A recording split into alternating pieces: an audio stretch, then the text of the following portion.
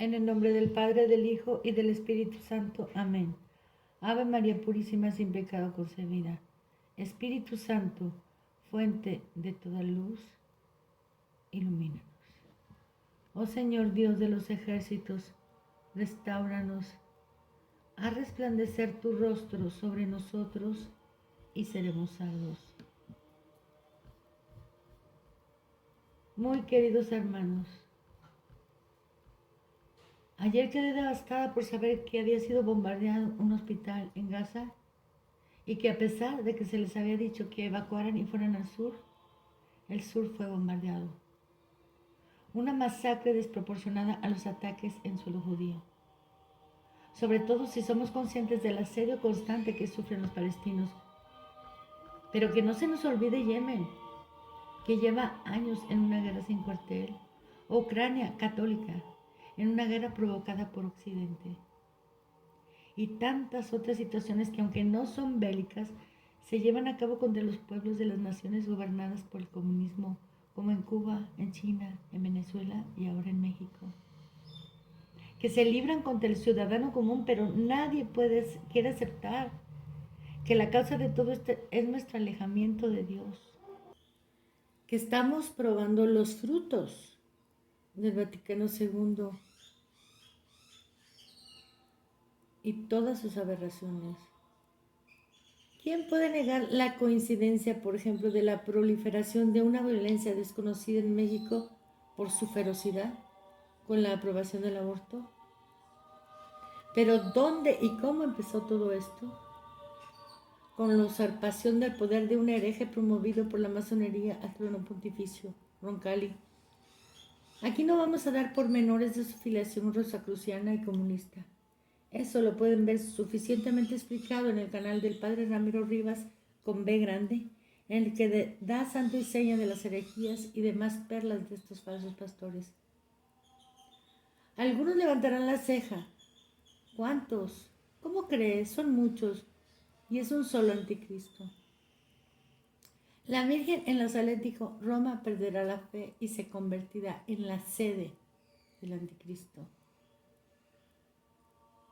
Lean la Biblia, escudriñan las escrituras.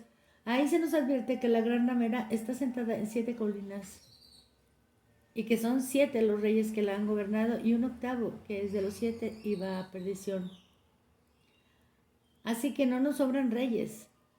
Si contamos a Bergoglio como el octavo, tendremos que admitir que esto comenzó con la firma de los pactos de Letrán, en los cuales la Iglesia, reina, se sometió y se volvió cortesana de los poderes civiles. Pero de eso hablaremos en otro video. Ahora yo les pregunto, ¿quién puede hoy negar la propagación del comunismo y del paganismo por los mismos prelados de la Iglesia Católica, como un Gustavo Gutiérrez, rector de una universidad prominente, de los montoneros en Argentina, de las FARC con Camilo Torres en Colombia, de las masacres fratricidas entre tutsis y hutus en África, llevadas a cabo febrilmente por unos prelados que sin ser o conocer el Evangelio, e impulsados por la encíclica Populorum Progressio dictada por Montini, el Papa que cambió la misa y la doctrina católica? Porque si no lo saben, a partir de él, no solo fueron los cambios en la liturgia, sino en la promoción del comunismo. Ellos cambiaron el Evangelio por las doctrinas de Marx. Muchos de ustedes jóvenes entonces, o no natos, no saben que a partir de ahí se firmaron documentos que auspiciaron que los sacerdotes se convirtieran en guerrilleros comunistas y es incontable la suma de los muertos que esas guerras fratricidas de los pobres contra los ricos en toda América Latina, en África y en todo el mundo se llevaron a cabo contra los católicos por los mismos prelados de la Iglesia, que lejos de ser amonestados o encarcelados o incluso excomulgados por adherir a la intrínsecamente perversa ideología de Marx, se multiplicaron, así como se profanaron los templos con la nueva misa y el nuevo evangelio. Se predicó un Jesús guerrillero que optaba por los pobres de dinero, no por los pobres pecadores de cualquier rango social. Ellos hicieron el gran trabajo de dividir a la nación.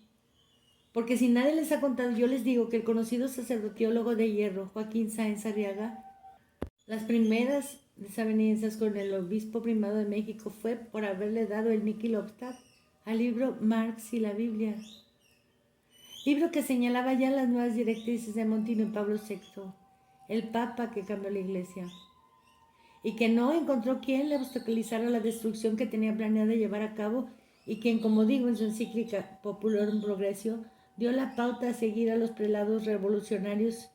¿Y qué pasó? ¿Se les amonestó acaso? No. Los excomulgados fueron los fieles a Dios y a sus mandamientos, a la patria y a todos los papas antes del concilio, que nos enseñaron que el comunismo era intrínsecamente perverso porque iba contra todo lo que se llama Dios o es adorado. 2 de Tesalonicenses 2. Sin embargo, a ustedes se les ha hecho creer que es mejor permanecer unidos al apóstata para no dar escándalo que exigir que los propagadores de herejías sean expulsados de la iglesia. Porque les han lavado el cerebro, haciéndoles creer que los que se negaron a traicionar a Cristo y a su iglesia, rechazando esos cambios de paradigma, esos cambios deleznables en la liturgia, en la doctrina y en la moral católica, no eran rebeldes, sino fieles. Escuchen una vez más, los que no se han inmutado al escuchar el conmemoratorio de San Vicente de Leris, que rechaza toda novedad, y el Concilio Vaticano II fue pura novedad. Ni mucho menos les han temblado las corvas al leer la cum ex apostolatus officio, que excomulga tanto al falso pastor, así sea papa, cardenal, obispo o simple sacerdote o noble, y a quienes los promocionen. Ahora leamos a San Gregorio Magno, quien escribió una frase memorable que en las actuales circunstancias de herejía, de apostasía y cisma son de importancia capital para los que descansan en falsas esperanzas de ser fieles al error. Y lo cito. Si para defender la verdad, escribe el pontífice, se corre el riesgo de que sobrevenga un escándalo, es preferible que sobrevenga el escándalo antes que dejar de defender la verdad. Y recordemos que San Bernardo salió de la clausura para combatir a un falso papa, a Anacleto. ¿En qué laberintos mentales pueden ustedes encontrar que permaneciendo fieles a los que usurpan la sede pueden ser considerados dignos, leales a Cristo? Ahora les citaré a San Bernardo. El que por obediencia se somete al mal está adherido a la rebelión contra Dios y no a la sumisión debida a Él. Ahora continuemos con el teólogo de hierro, el padre Sáenz Arriaga, excomulgado por oponerse a todos estos cambios, quien nos advirtió desde 1971. De la subversión actual en la iglesia, guerra satánica total a muerte contra la religión, solo son posibles 3 actitudes: la de claudicación, la de sumisión y la de la resistencia. La primera actitud es la de aquellos que ya perdieron la fe.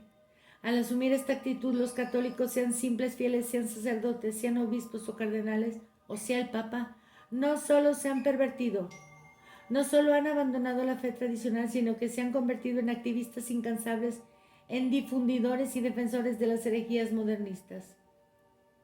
Conscientemente quieren la autodemolición de la iglesia y a ella consagran todos sus recursos y las torcidas interpretaciones de que su soberbia ha dado a la palabra revelada.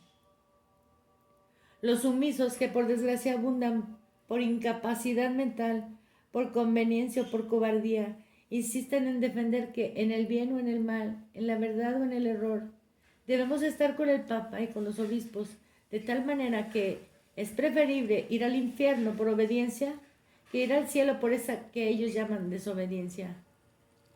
A muchos de estos o les falta cabeza, o les falta ciencia, o les faltan pantalones para decidirse a obrar según su conciencia y el don sobrenatural de la fe que en el santo bautismo recibimos.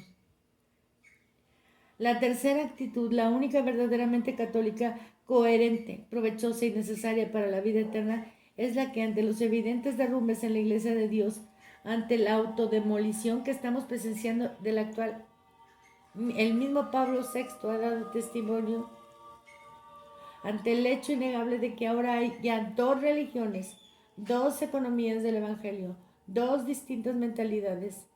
Ellos, con plena conciencia de su responsabilidad ante Dios y ante los hombres, solemnemente declaran que entre la religión de 20 siglos de todos los papas y de todos los concilios y la religión del ayuntamiento, del ecumenismo, la de Juan XXIII y Pablo VI y los posteriores Bergoglio y su concilio pastoral, ahora su sínodo de la sinodalidad, están dispuestos incluso a costa de la vida y de todas las difamaciones, calumnias y afrentas a conservar la fe de siempre, la fe de nuestro bautismo, de nuestra eterna salvación.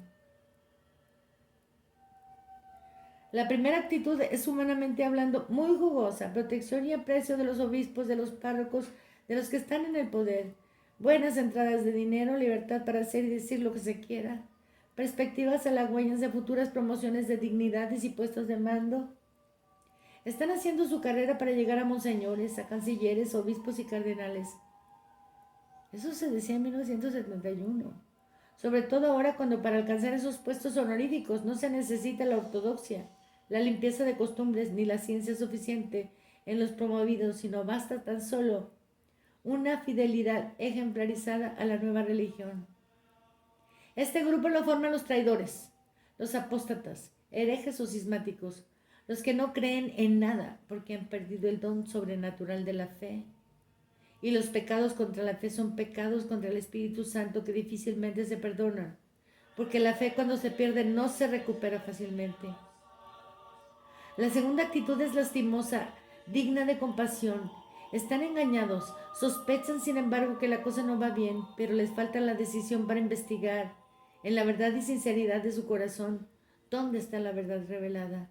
Si en el Vaticano II, Juan XXIII y Pablo VI, o en los concilios todos anteriores y en los papas legítimos de la Iglesia, predecesores de los dos últimos papas. Porque hay contradicción evidente. Hay dos religiones opuestas.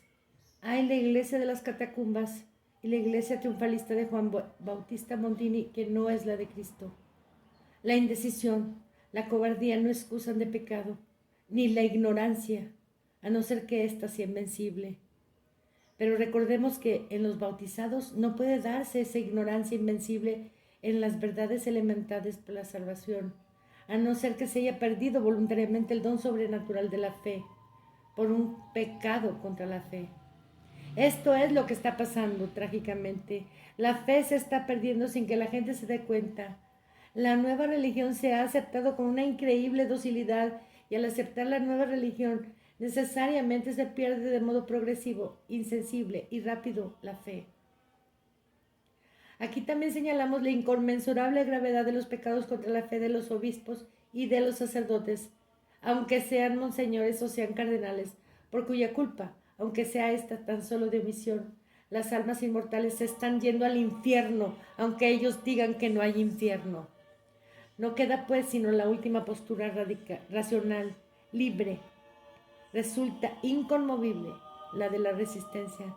Lucharemos, sí, lucharemos con la gracia de Dios, lucharemos hasta la muerte, lucharemos aunque su furia, su eminencia o personas arriba de su eminencia quieran echar sobre nosotros otra excomunión.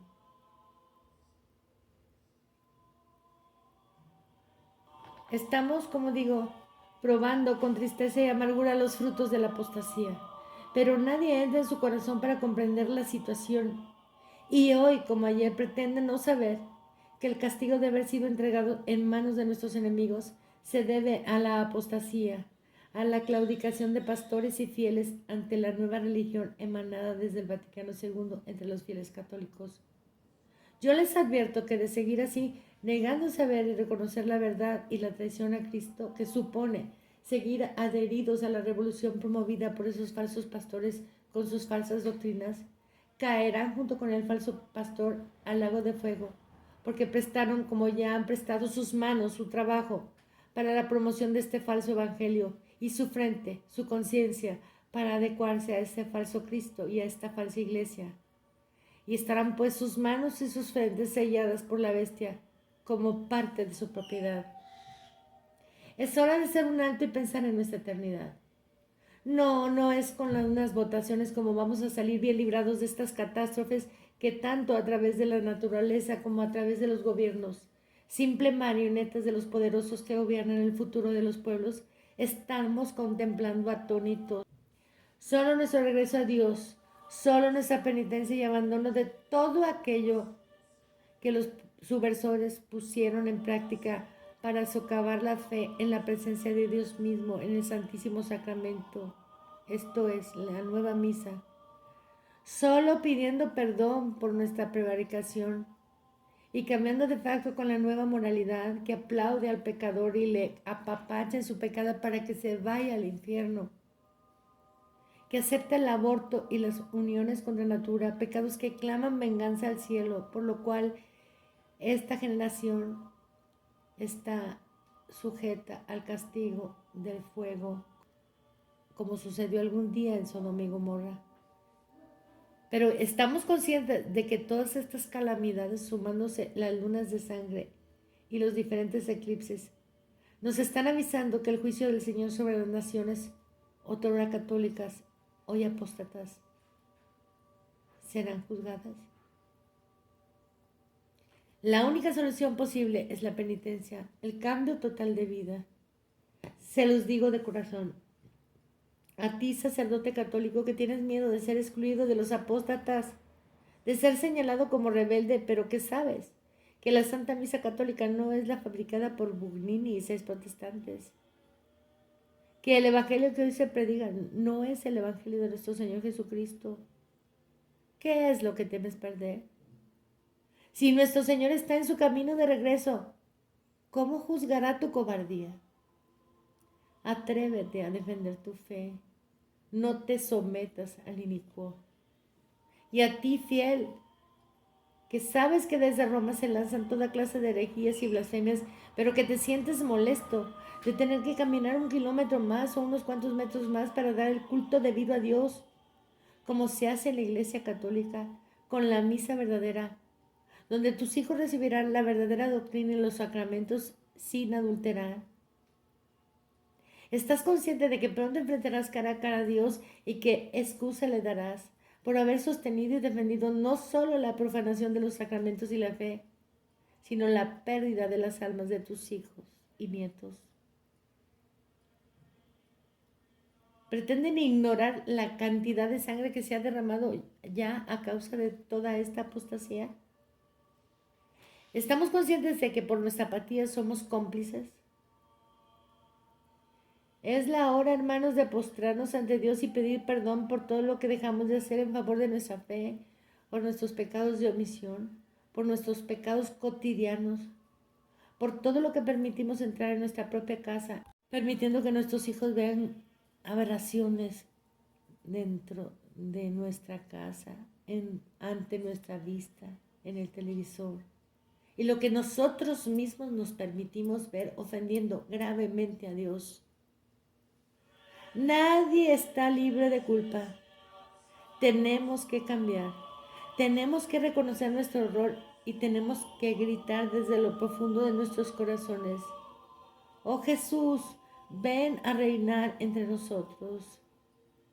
Oh Jesús, Rey de todas las naciones, ven a reinar en mi corazón, en mi casa, en mi familia, en mi patria.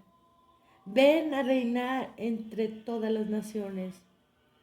No queremos que ningún otro rey reine sobre nosotros. Y ahora les invito a leer a Samuel, cuando el pueblo le pide a Dios un rey que les gobierne. Y piénsenlo muy bien. Y pregúntense si es factible que solo a través de una votación va a cambiar el juicio que Dios tiene de nosotros. Pues sí, hermanos, van a ser juzgadas todas las naciones, pero vamos a ser juzgados uno por uno. Nos enfrentaremos cara a cara con Él. Preparémonos entonces para darle la bienvenida al Rey con un cambio de vida, con salmos y oraciones, con penitencia y ayuno. Y para todos aquellos que resistieron, guardando los sacramentos y la fe, importándoles un soberano comino las excomuniones y las maledicencias de los complacientes, y para todos los que se les sumaron hasta el día de hoy, Erguíos y levantad la cabeza, porque se acerca nuestra liberación.